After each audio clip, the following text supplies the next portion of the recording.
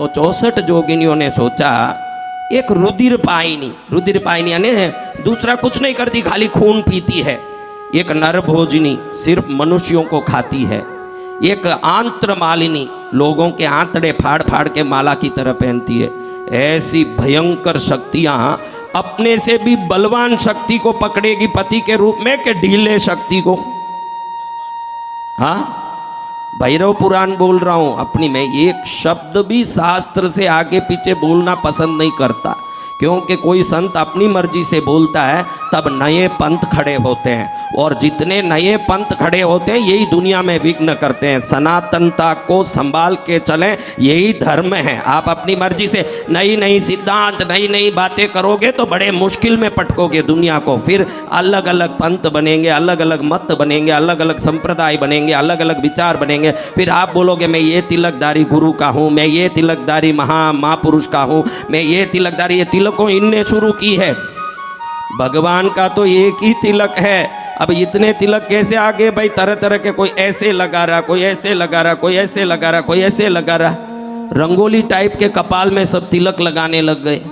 ये कहां से आ गए महाराज? ये अपने मत के कारण आए।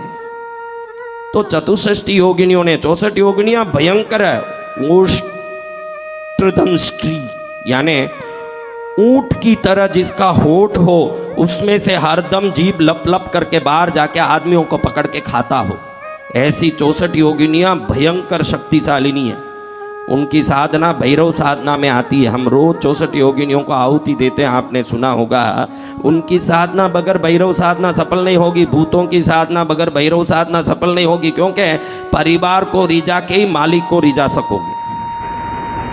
आप अकेले मालिक को रिझाने वाले, क्योंकि उनको समझ नहीं है। वो जो भैरव भैरव है, भैरव नाकोड़ा भैरव फलाना भैरव कर रहे हैं, उनको कुछ पता नहीं है। ये बहुत बड़ा परिवार का नायक है। क्या है? बहुत बड़ा परिवार लेके बैठा है। तो उस नायक को रिझाना हो तो कालजा कलेजा चाहिए, बड़ा ताकत वाला। इसलिए हम लोग आपको अच्छे से फटकार पाते हैं, क्योंकि भैरव का भजन करते हैं ना तो डर लेश मात्र भी नहीं रहता। लेश मात्र भी डर नहीं रहता, और ईमानदारी भी उतनी रहती है। भैरव साधना करोगे तो ईमानदारी भी आप में आ जाएगी। अब आपको बताऊं, ये 64 योगिनी देखती है कि मैं तो आदमियों को पकड़ के खाती हूँ। एक है प्रेत आसना। क्या? प्रेतों को आसन बना के घूमती है, वाहन बना के प्रेत पर बैठ करके घूमती है, उसका नाम प्रेतासना है। तो ऐसी है, पति एकदम यूं हाथ बांध के आ गया ऐसे करे, उससे शादी करेगी कैसे? अच्छे औरत हो, अपने से बलवान आदमी को देख के खुश होगी कि कायर को देख के खुश होगी?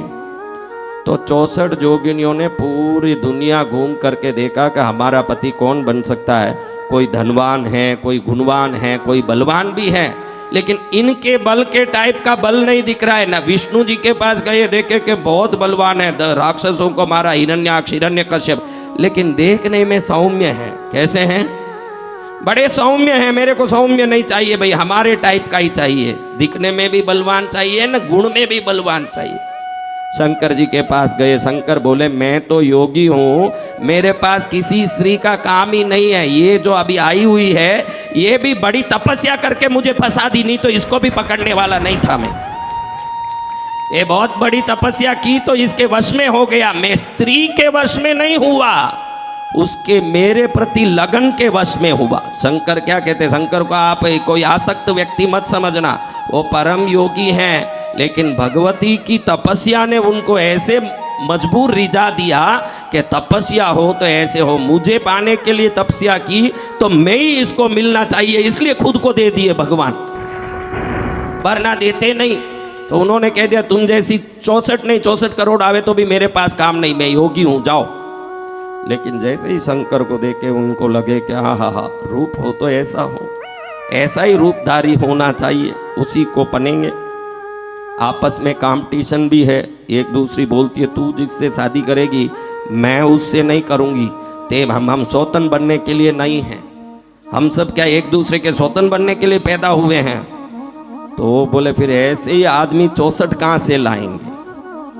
सभी देखी के पास में ही भगवान के प्रतिरूप भैरव खड़े हैं। भैरव को देखी ये सभी तो लगा कि शंकर जी तो श्रेष्ठ तो हैं, लेकिन भैरव जी तरुण हैं। कैसे हैं? युवा लगते हैं, क्योंकि उनका स्वरूप बड़ा युवक स्वरूप है। तो ये स्वरूप तो है तो शंकर का, लेकिन युवा भी है। तो ऐसी जवान पुरुष मिले तो कितना आनंद आए। तो तुरंत वो उनके चरण में पड़ के बोले, हम सबको आप स्वीकार कर लो पत्नी के रूप में। भैरव कह, देख मैं तो एक हूँ और मेरे पास पहले से ही पार्वती भैरवी के रूप में सेवा कर रही है, क्योंकि मैं ही शंकर हूँ तो पार्वती भैरवी बनी हुई है, और कौन चाहिए? नहीं, इस रूप के सिवाय और कोई रूप नहीं चाहिए हमको। दयालु स्वयं को देते हैं। मैं रोज कथा में बोलता हूँ कि आप उनको भी मांग लोगे तो भी वो देंगे। ये पुराण ये साबित करता है। ये 64 योगिनियों पर दया करने के लिए ही भैरव ने 64 रूप धारण किया कि हर एक योगिनी का एक पति बनूं, ताकि उनकी इच्छा पूरी हो। 64 भैरव का और कोई कारण नहीं है। इसलिए 64 बने, एक बस नहीं है क्या? हम जैसों को 25 बच्चे चाहिए, क्योंकि हम नालायक हैं तो 25 बच्चों से नालायक पना करवाएंगे। उनका काई लिए 25, काई लिए 4, वो एक ही काफ़ी है दुनिया को उतारने। फिर 64 किस लिए आए महाराज? 64 इसलिए आए कि 64 योगिनियों की इच्छा थी कि हम एक एक को भरें। तो भैरव ने भी 64 नाम, 64 गुण, 64 शक्ति, 64 अस्त्र शस्त्रों युक्त हाथ, 64 विविध रूप, वस्त्र, गुण, रूप, स्वरूप धारण किया और 64 योगिनियों को पत्नियां बनाए। वो भैरव पुराण में कथा।